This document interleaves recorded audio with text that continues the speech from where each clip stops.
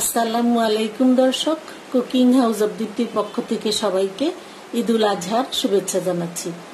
আজ আমি কুরবানি ঈদ স্পেশাল কোফতা কাবাব রেসিপি আপনাদের সাথে শেয়ার করব। একটা কাবাব আমি আপনাদেরকে ভেঙে দেখাচ্ছি।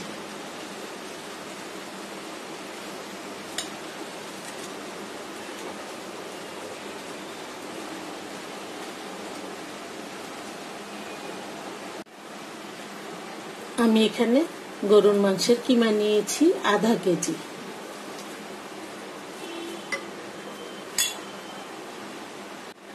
এখন এই কিমার মধ্যে প্রথমেই দিয়ে দিচ্ছি আমি আধা কাপ পেঁয়াজ কুচি,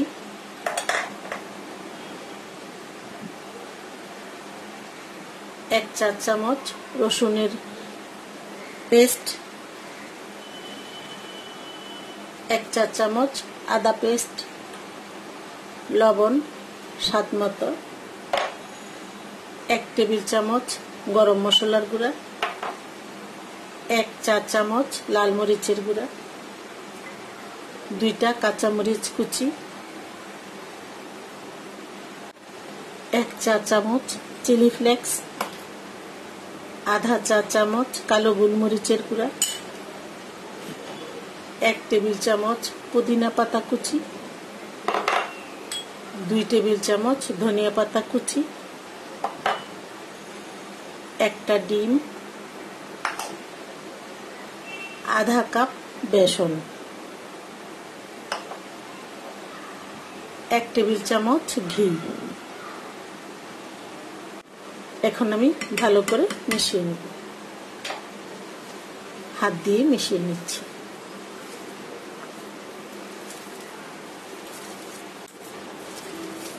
আমি হাত দিয়ে ভালো করে মিশিয়ে নিচ্ছি।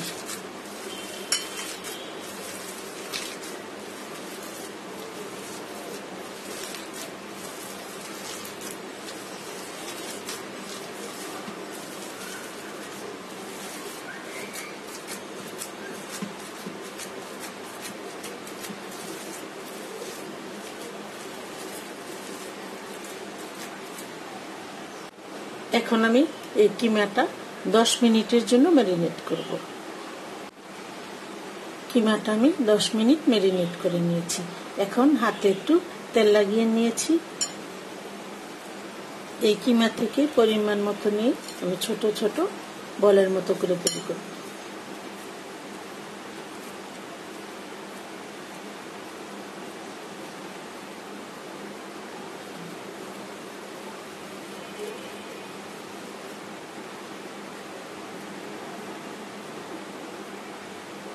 এরকম করে বানিয়ে নিব।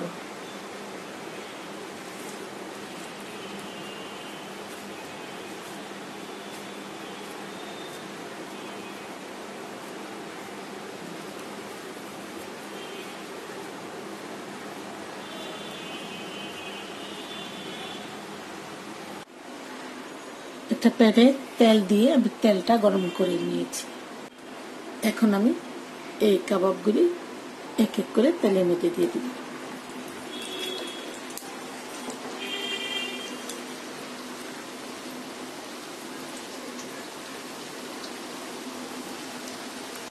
এই কাবাবগুলি আমি ডুবো তেলে ভাজবো না, এরকম অল্প তেলে ভেজে নেব।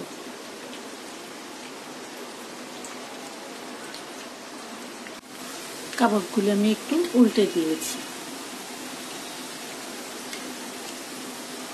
আর একটু ভেজে নেব। কাবাবগুলি এরকম লাল লাল করে ভেজে নিতে হবে।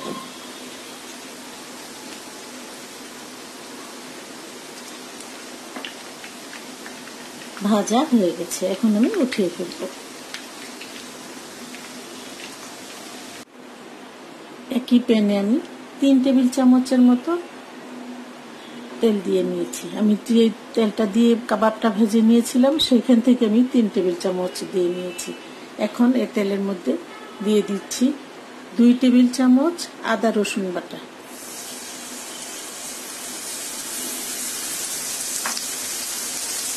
এখন আদা রসুনটাকে একটু ভেজে নিতে হবে। আদা রসুনটাকে আমি ভালো করে ভেজে নিয়েছি।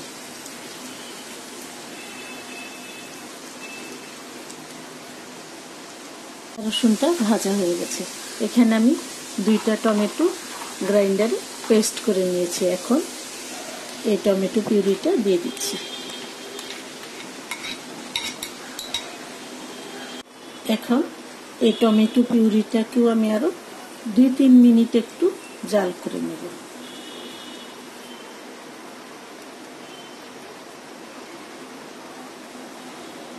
জাল করা হয়ে গেছে। এখন এটার মধ্যে আমি দিয়ে দিচ্ছি 1/4 চা চামচ হলুদের গুঁড়ো, দিয়ে আবার একটু মিশিয়ে নিতে হবে।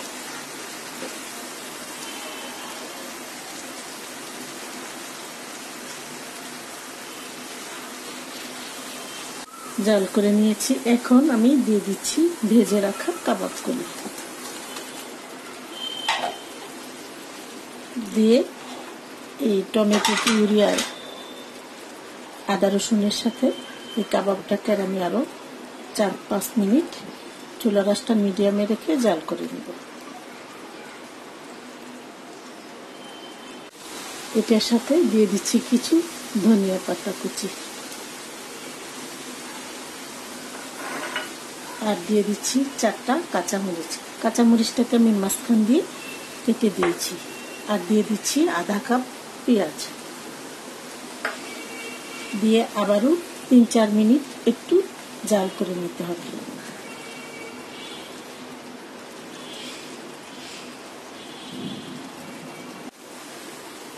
কাবাবটা তৈরি হয়ে গেছে।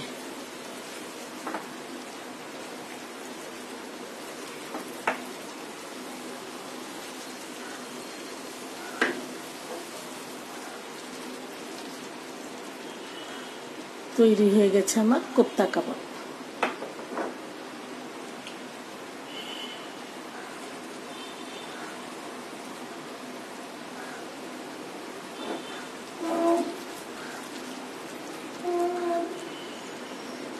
এখন আমি কাবাবটা নামিয়ে ফেলব। এখন আমি কাবাবটা একটা প্লেটে সার্ভ করছি।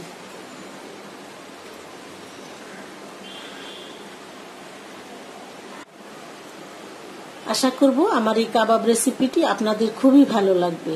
সবাই অনেক অনেক ভালো থাকবেন, সুস্থ থাকবেন আর নিরাপদে থাকবেন।